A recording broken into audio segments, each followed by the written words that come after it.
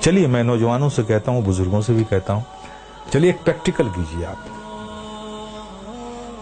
آپ صرف 1 مہینہ, only 1 month نماز کو قائم رکھیے. کچھ بھی ہو جائے, ٹرین چھوٹتی ہے چھوٹ جائے, گاڑی چھوٹتی ہے چھوٹ جائے, کچھ بھی ہو جائے, لیکن نماز مت چھوڑیے. میں پریکٹیکل بات کہہ رہا ہوں. 1 مہینہ اس پر قائم رہیے, پھر 1 مہینے کے بعد نماز خود ہی آپ کو نہیں چھوڑے گی.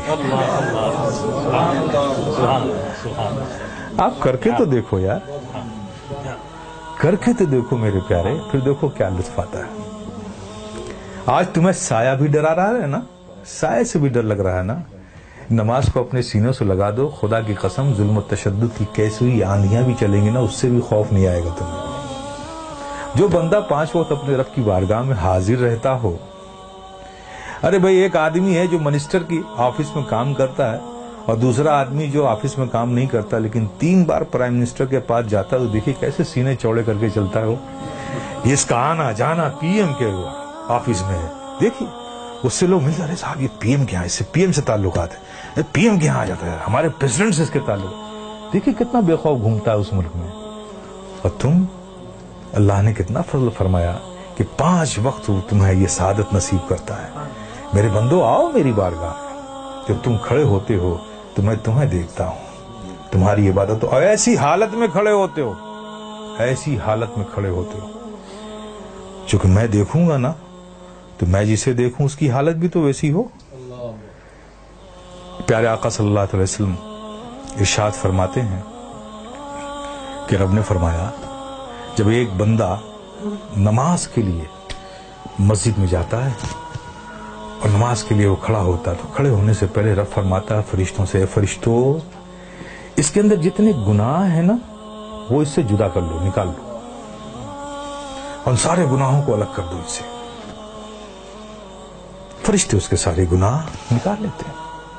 اب بتائیے, سارے گناہ نکل گئے اور آپ نماز میں کھڑے ہو گئے, اللہ اکبر, اور رب کی توجہ آپ پر, رب آپ کو دیکھ رہا ہے, آپ اس کی عبادت میں کھڑے, گناہوں سے خالی ہو گئے. آپ سوچئے اب نماز ادا کر رہے ہیں, صدق دل سے میاں انہماک کے ساتھ رب کے ذکر میں, اس کی یادوں میں مستغرق ہو کے آپ جو بھی دعا مانگو, گناہ الگ کر لیے گئے, عبادت میں ہو, رب کی بارگاہ میں ہو, دعا قبول نہ ہو.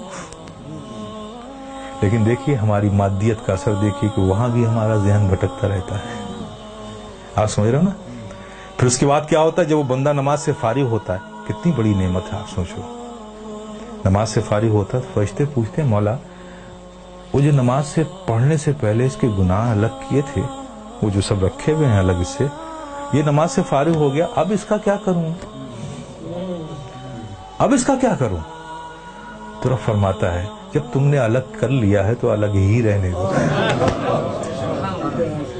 آئے ہے, کتنی بڑی نعمت سے ہم محروم ہو رہے ہیں خدا کی قسم ہیں. اس لیے میرے عزیز, میرے پیارے, یہ بہت بڑی نعمت ہے, بہت بڑی نعمت.